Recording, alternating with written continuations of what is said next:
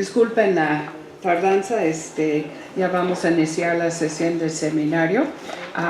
Este seminario es un seminario permanente aquí en la ENA con el nombre de Las Cocinas de México, sus historias y su futuro. Y en esta sesión tenemos el gran placer y honor de recibir la doctora María Isabel Ramos Abascal. Es doctora en turismo por la Universidad Antonio de Nebrije en España. Es maestra en empresas turísticas y licenciada en relaciones públicas. Es egresado de la primera edición del diplomado Cocinas y Culturas Culinarias en México. Hemos estado, Culturas Alimentarias en México, aquí de la Escuela Nacional de Antropología e Historia, que fue el grupo inicial que siempre recordamos del año 2012, que recordamos con muchísimo cariño y fue lo que nos impulsó muchos de los proyectos que hemos estado desarrollando después.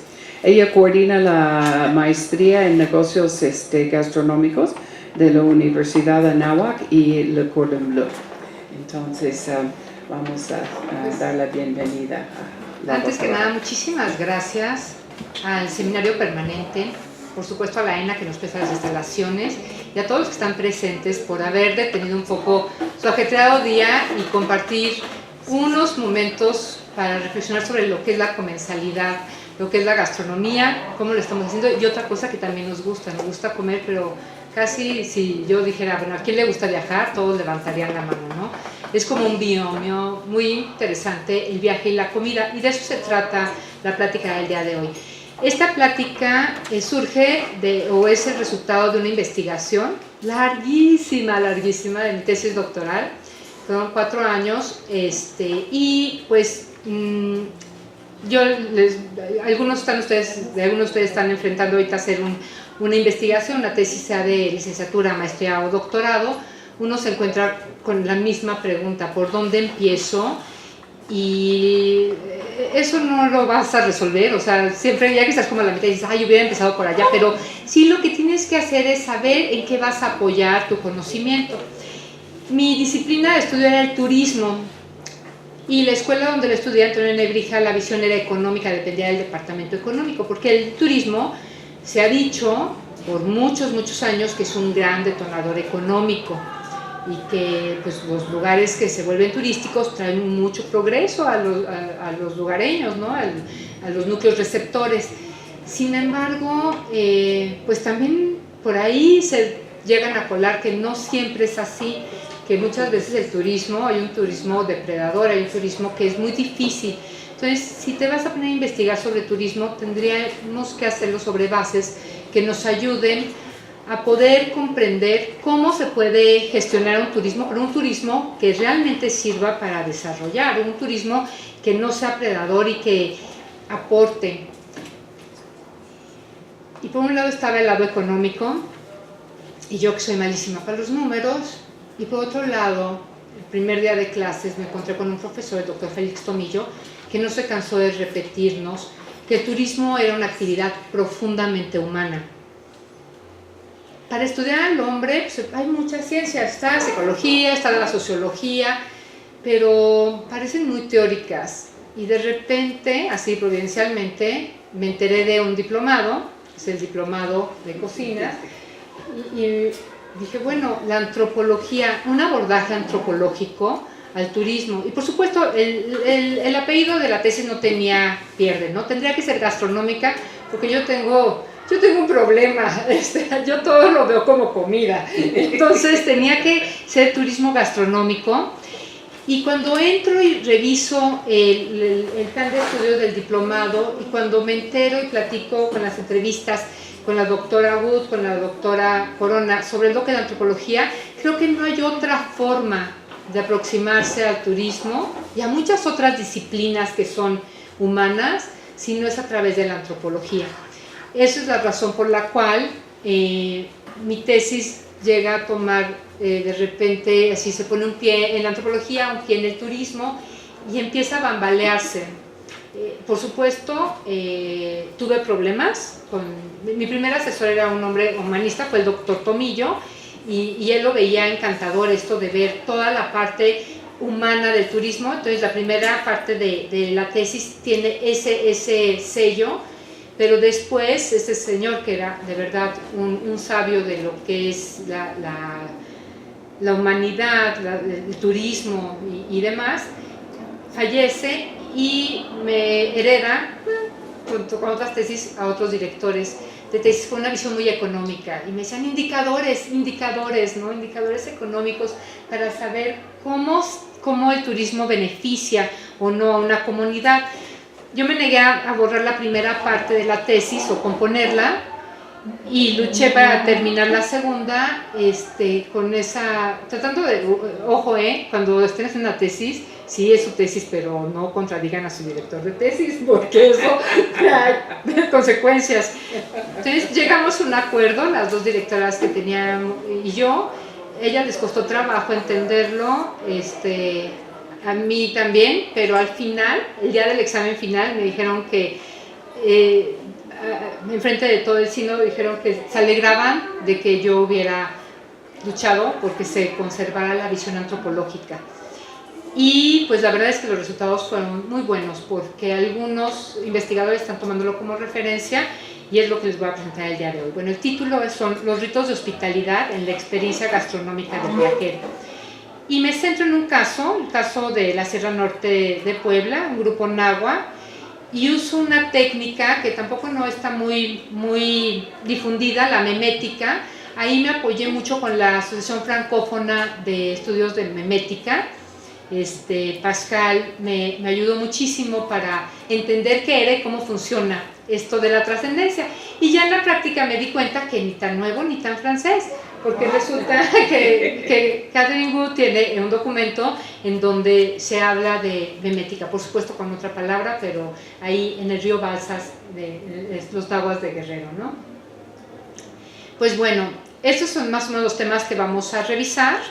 Al final también voy a dedicar una parte a lo que es la memética, pues ustedes quieren retomarla para sus investigaciones. A mí fue una herramienta que me sirvió muchísimo. Y primero, ¿qué y cómo, no? Pues bueno, estamos viendo que el turismo está creciendo muy rápidamente. O sea, el turismo, todo el mundo dice, todos los que manejan turismo, las oficinas de desarrollo turístico, dicen, nosotros hacemos re bien nuestro trabajo, porque miren, vamos creciendo a un 4-5% anual. La noticia es que ese es el crecimiento natural del mercado del turismo. El turismo crece 4-5% anual de manera natural. Así que si tú estás trabajando muchísimo para atraer más turistas y nada más estás creciendo entre 4 y 5%, significa que podrías hacerlo un poquito mejor. Porque el mercado crece también porque crece la demanda. Cada vez más de nosotros podemos viajar más seguido y más tiempo. Porque la tecnología y otros factores han hecho que sea más barato viajar. Piensen que hace casi 200 años una persona nacía en un lugar y máximo se movía 20 kilómetros alrededor. Es decir, el gran viaje de tu vida sería Cuernavaca, tal vez, y entonces pues no se compara con lo que pasa hoy, ¿no? Que dices, híjole, pues ahorro, o te dicen, bueno, te puedes ir a Europa, y claro, tendrás que pagar semanalmente como 10 pesos por 150 años, pues voy. Y vas, ¿no? Aunque te endrogues y demás, la gente estamos viajando. Y una vez que viajas la primera vez, es una enfermedad terrible, porque nunca te curas, siempre vas a querer saber más de los otros, pero tal vez que cuando conoces los otros también te enteras tú quién eres. En ese contraste de culturas, te enteras también, te vas reafirmando tú, y te das cuenta que eres diferente a aquellos, y que eso que te hace diferente te hace semejante a tu familia, a tus amigos, y en ese ir y venir de comparaciones nos vamos encontrando, pero también vamos encontrando al otro. Y cuando entiendes al otro, se vuelve eso que yo creo que es lo mejor del turismo, una fuerza generadora de paz. Porque dices, ay, a mí me caen re gordos los, pongan lo que quieran, la nacionalidad que quieran, porque todos los, pongan la nacionalidad que quieran, son así basados. Y cuando vas, te das cuenta que no, que hay algunos, no sé, digamos, cualquier país, ¿no? Por decir, a lo mejor alguien del extranjero dice, los mexicanos, todos los mexicanos son así, y cuando llegan se dan cuenta que no, somos bien diversos, somos bien divertidos, unos, otros tanto, que somos como los granitos de maíz, ¿no? Hay de todos colores, sabores, tamaños, y cuando los conoces ya no te atreves nunca más a decir, todos los mexicanos son así o asado. Entonces el viaje, el turismo te ayuda a comprender el otro, y comprender el otro te hace apreciarlo, y apreciar el otro y sus diferencias, aunque nos parezcan inconcebibles, nos hace ser más tolerantes y nos da la posibilidad de tender nexos de paz y de convivencia, que eso es finalmente tal vez la joya que tendría el turismo a desarrollar. Pero bueno, en esto del turismo cada vez son más los que viajan, y como viajan más, ya no les parece tan interesante andarse tomando la foto con la Torre Eiffel, ni tampoco hacer el típico recorrido de, ese ya lo hicieron, ¿no? Ahora yo quiero algo distinto, y quiero ser único y vivir experiencias únicas. Y estamos viendo un desarrollo importantísimo en lo que se refiere a turismo cultural. Para México eso es una súper buena noticia, porque por muchos años hemos sido catalogados como un país de sol y playa. México, las mejores playas. Sí, por supuesto. Pero además, México tiene 1000 otras cosas que ofrecer, y entre esas, la cultura. Nuestro patrimonio cultural es enorme, es tan grande que ni siquiera nosotros como mexicanos tendremos oportunidad de conocerlo a profundidad, todo lo que hay, ¿no? Entonces viene una etapa muy importante de desarrollo turístico cultural en México, y hay que aprender a gestionarlo, hay que saber hasta dónde sí y hasta dónde no. Hay veces que el turismo no vale la pena poner sobre un folleto un destino si no se va a hacer adecuadamente, si no se va a gestionar adecuadamente. Entonces hay que pensar mucho en la promoción ética del turismo, la sustentable, y se habla mucho, ¿no? Sí, es sustentable y que el turista sea y que tenga una experiencia feliz y demás, pero ojo, yo creo que la visión de quien estudia turismo tendrá que centrarse no en el que viaja, que está tomando la decisión, invirtiendo su dinero y tomando el riesgo, sino de la comunidad receptora, que a veces no invitó a nadie a que lo visitara y de repente se ve así abrumado con una horda. Por ahí hay un autor que es La Horda Dorada, que llega y a ver, y de repente se vuelve un burullo eso, y se va degradando poco a poco aquello que era tan bello. Estamos viendo en las noticias el ejemplo de las Islas Marietas, ¿no? Y la Playa del Amor y demás, como pues 2-3 fotos en internet, algún buen reportaje, y están depredando la zona. Se cerró, cosa que me parece muy acertada, y se está calculando la capacidad de carga. ¿Cuántos pueden entrar sin dañar? Y a lo mejor son 5, a lo mejor son 1000, no sé, para eso existen los doctores en turismo, que no nada más recetamos vacaciones, también podemos hacer estudios serios. Y bueno, entre esto del turismo cultural, la comida y la mesa es central, porque el turista tiene tres momentos: cuando viaja, cuando duerme y cuando come. Cuando viajas, vas en el transporte y vas a lo mejor con gente que salió del mismo punto de partida que tú. Unos van de ida, otros de regreso, pero vas revuelto.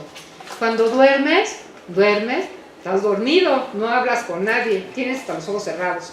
Pero cuando comes todo es distinto, porque te sientas y estás en un lugar de convivencia. Ves cómo comen los otros, pruebas lo que comen los otros, y también a lo mejor impones lo que comes tú. Hemos visto turistas mexicanos que van de viaje y discreta o indiscretamente sacan por debajo de la mesa un frasquito con chiles, porque si no la comida no sabe, ¿no? O también podemos ver gente que está en un restaurante japonés y dice, no, a mí no me traigas estas cosas, por favor, un tenedor, y pide un tenedor porque no sabe comer con palillos y quiere disfrutar la comida. O hay veces que hay comidas que la gente duda, dice, ¿esto es con tenedor o con la mano? Porque se nos ha un poco prohibido usar la mano para comer, ¿no? ¿Cómo comes con las manos?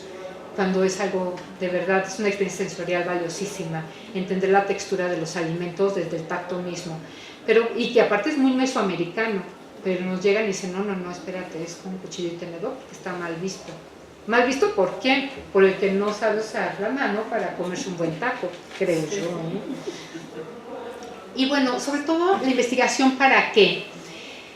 Para comprender los costos propios y ajenos de la gestión turística.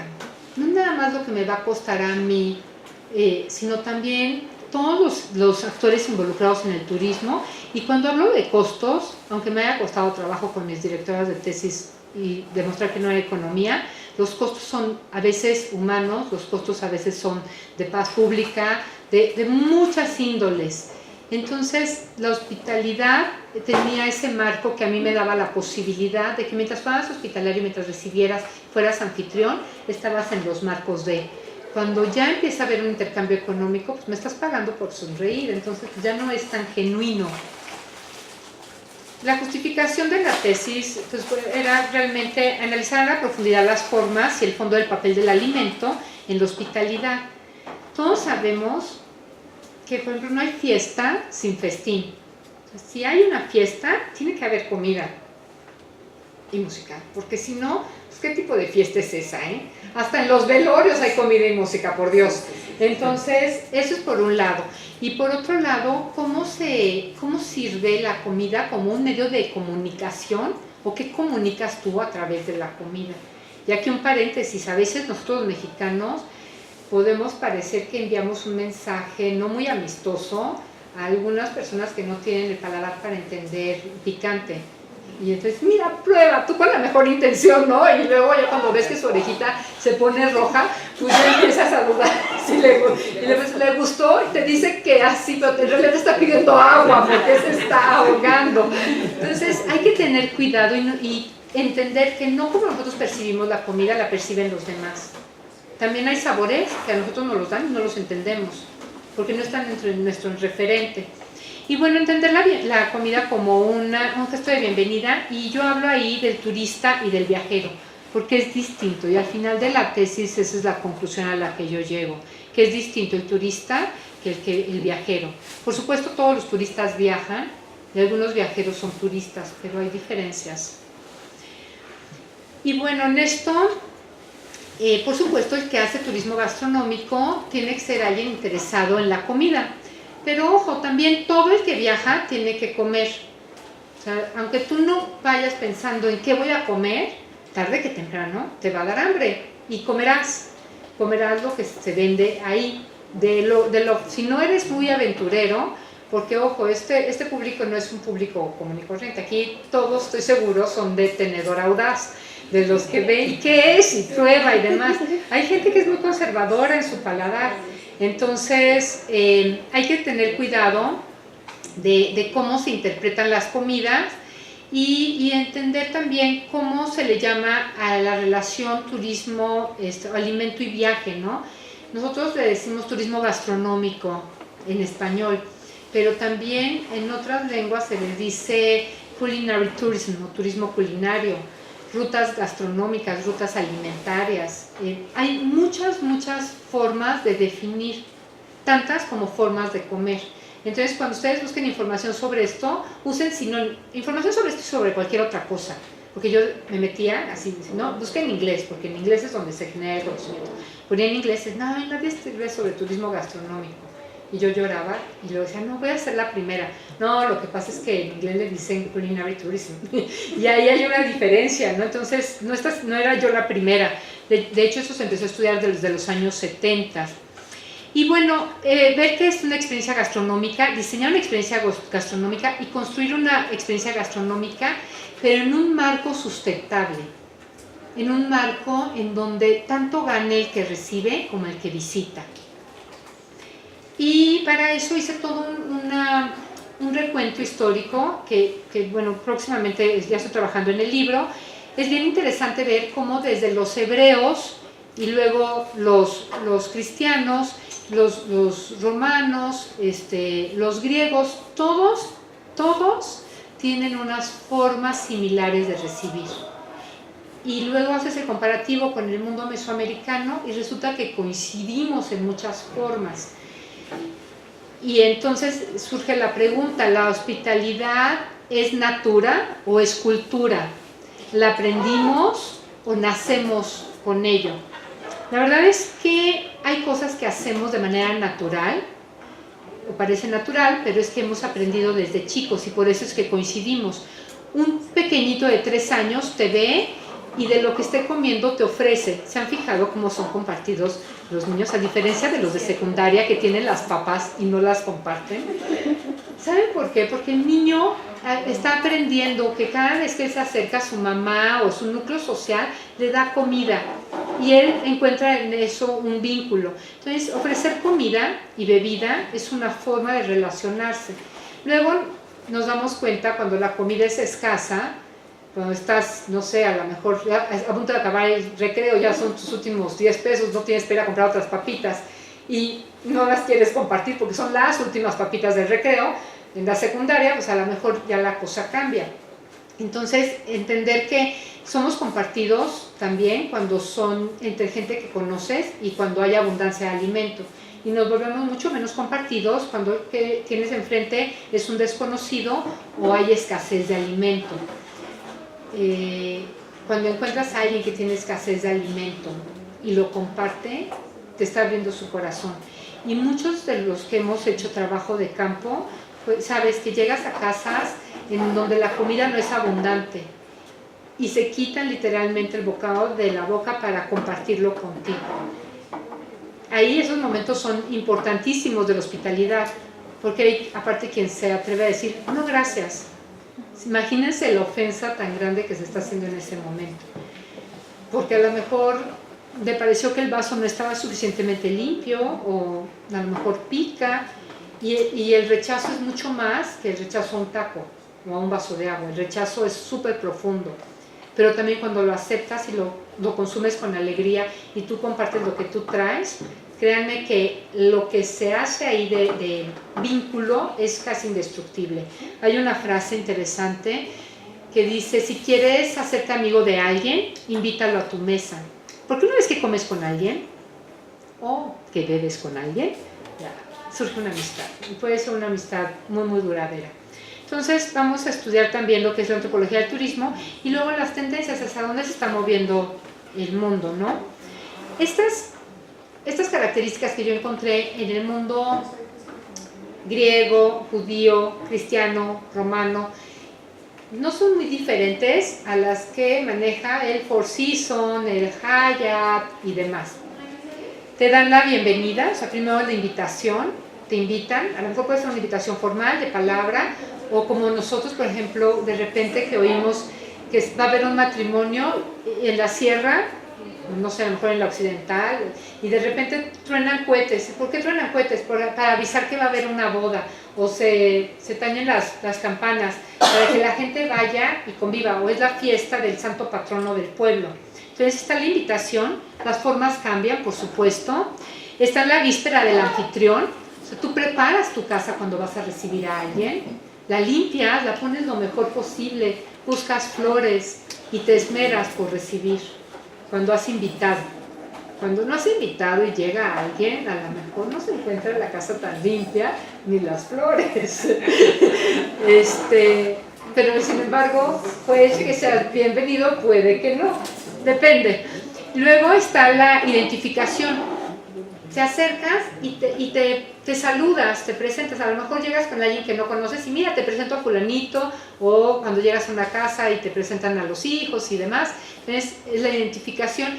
Y a veces eso se hace en el lindel de la puerta, porque también los espacios físicos de la casa tienen mucho que ver. Tú recibes a tus visitas, a la gente que no conoces en la puerta. Y bueno, hoy en día, o sea, de preferencia, por favor, con la puerta cerrada, el candado, y así dígame, porque no están los tiempos para menos. Pero si no, también un poco más conocido, lo sientas en la sala. Pero todos tenemos amigos o hemos ido a casas donde abres la puerta y se mete a la cocina. Esa es la verdadera hospitalidad, en el espacio de comensalidad. Ya cuando abre el refrigerador, ya eso ya pasó. Ya sería tiempo de que fueran formalizando esa relación, ¿eh? Pero fíjense el poder de la comida. Tú no te atreves a tocar la comida del otro si no es que sientes un profundo sentimiento de confianza, ¿no? Tú no abres el refrigerador de cualquiera, ni dejas que cualquiera te abra el refrigerador, ¿no? O sea, de verdad la comida tiene un significado mucho más profundo que solo alimentarse. Luego, en la entrega de tributo, se nos ha dicho, no llegues con las manos vacías, y llegas con algo. Puede ser algo insignificante, algo hecho por ti, incluso que sea valioso. Mejor, mira, hice el postre. Siempre que te invitan a un lado, la pregunta es, ¿qué te llevo? Y aquí hay mucho también los que son del diplomado en estas relaciones de reciprocidad, que tanto se han comentado, ¿no? De te llevo y ese compromiso eterno es que me trajo y ahora tengo que regresarle el chiquihuite, que ahora parece más un topper, y va y viene el topper, que debe haber sido un chiquihuite, pero va y viene con comida. Y luego, bueno, ya es la acogida, siéntate, pásale, y en ese bienvenido está el ofrecimiento primo, que vemos que en muchas culturas coincide. Lo primero que te ofrecen es la bebida. ¿Por qué la bebida? La bebida te ecualiza. Porque la comida, yo puedo tener un pollo y una parte distinta tiene un valor la pechuga que la pierna, que el pescuezo. Pero la bebida es toda igual y yo te comparto de lo que yo tomo para identificarme como igual contigo. En las culturas antiguas, sobre todo pues los hebreos hacían libaciones, tiraban, para recibirte, tiraban la bebida, el vino, enfrente del huésped, o pues se tiraba un poco, ¿no? Y pareciera también yo de repente con algunos rituales que ya me urge leer mi libro, algunos rituales agrícolas también se tira, así entre muchas comillas porque no es tirar, se comparte el pulque en la milpa para que la milpa esté contenta y que la milpa, como un agradecimiento también, ¿no? Entonces, estos bienvenidos en las culturas antiguas están hacia las personas, pero un poco también cuando revisas las culturas mesoamericanas, las mayas, las andinas, te das cuenta que nosotros no vivimos nada más en un mundo material, sino también hay otros entes espirituales a los que se les da la bienvenida, como los chocolates con espuma el Día de Muertos y otras cosas, ¿no? Entonces nuestras bienvenidas son mucho más complejas que las bienvenidas del viejo mundo. Y, por supuesto, mucho más significativas que las del Hotel Marriott, el Four Seasons y demás, donde cumplen con todos estos protocolos. Te dicen, mire, va a haber una oferta, esa es la invitación, ¿no? Y luego así te van llevando. Luego, el ofrecimiento segundo ya es el alimento. Es el taco o eso que te van a dar, un alimento formal, para ya no nada más saciar la sed, sino también un poco restaurar el cuerpo. Y luego, cuando ya se pasa la convivencia, está en la entrega del viático. Nadie se va sin que se lleve algo. Para nosotros es muy claro, como mexicanos, se llama itacate. O sea, es ese envoltorio que se va junto con el viajero. Y el itacate es esa pequeña mochila, pero si bien lo sabrá Marcos Buenrostro y Cristina, que son parte del seminario, que tienen su columna en la jornada, el itacate es maravilloso porque hace que la fiesta siga y te siga, ¿no? Tú te llevas parte de la fiesta para los que no pudieron ir o para recordar la fiesta, porque el alimento no se desperdicia. No es nada de que coman y pues ya lo que se sobró se tira. El alimento, sobre todo en nuestras culturas, no se tira. Y que es un grave problema mundial hoy en día, ¿no? Tendríamos que revisar muy bien cómo se hacía antes para no cometer esa grave falta, sobre todo en un país que tiene hambre como el nuestro. Y bueno, después se entrega el itacate o el viático, que el viático significa vía, es para andar, entonces es eso que se le va a dar para que mientras va en camino tenga que comer, se despide y luego la posdespedida, luego nunca falta la llamada, oye, ¿qué te pareció? Que no sé qué, todo eso, esos 10 pasos forman parte de la hospitalidad. La hospitalidad comercial están presentes unos más que otros, pero la verdadera hospitalidad, de verdad, siempre que vas a la casa de alguien que te quiere, te llevas algo. Y hay veces que no hay nada que te lleves, pues te llevas el hijito de la plantita que mira, lo pones en agua y van a nacer. Y porque es el establecer un vínculo. O que te dicen, ay, qué bonito tus servilletas, ay, te las regalo. O sea, hay eso que nos hace establecer ese vínculo. Y luego, les digo, como veía yo estos elementos por separado, los judeocristianos de 6.000 2000 años atrás, y luego 2000, 3000 con los griegos y los romanos, y luego yo veía el mundo mesoamericano y también veía coincidencias. Dije, ¿qué uso para poder compararlos y revisarlos? Y en eso surgió la idea de los memes. Los memes, voy a hablar más al final, voy a hacer una pequeña presentación de lo que son los memes, pero pues es eso que me permitió a mí, la memética, entender cómo funcionaba, ¿no? Y también los mitos y ritos. Por ejemplo, para los judíos y luego para los cristianos no es una pregunta para un buen cristiano. Si llega alguien a tu casa y toca la puerta, tú le tienes que dar posada.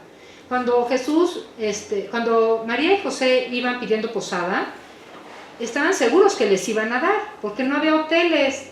Tú cuando viajabas, tocabas una puerta y pedías, pero realmente era un derecho exigible que me recibieras. Por supuesto que a lo mejor te iban a recibir, no la recámara principal, pero la gente tenía obligación de brindarte un cobijo esa noche y alimento. No era algo que estuviera a negociarse. Era tu derecho y lo podías exigir, y al que tocaran la puerta lo podía, tenía la obligación de otorgarlo. Es tanto, por ejemplo, los judíos es tanto este mandato que incluso aunque sea Shabbat, que no pueden hacer nada, ellos pueden interrumpir el Shabbat y atender al que llega. Y luego para los cristianos, por ejemplo, la regla de San Benito, el que está interesado en la hospitalidad, San Benito, esta orden religiosa también especializada en la hospitalidad. Tú podías ver un monasterio de San Benito desde lejos y sabías que te iban a recibir por los cipreses, porque imagínate, caminar, llegar a tocar la puerta y que, ay, no hay lugar, no. O sea, si veías cipreses, podías caminar, llegar, tocar y te iban a dar cobijo. La obligación, 3 días.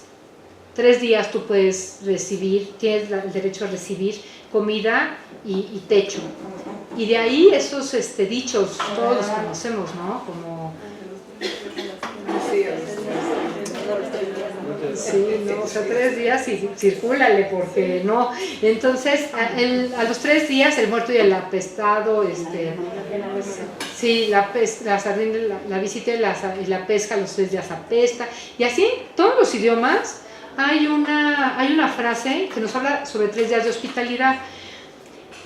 Y pues también decían que en estos pasajes bíblicos, porque mucho de nuestra cultura también tiene esas referencias bíblicas.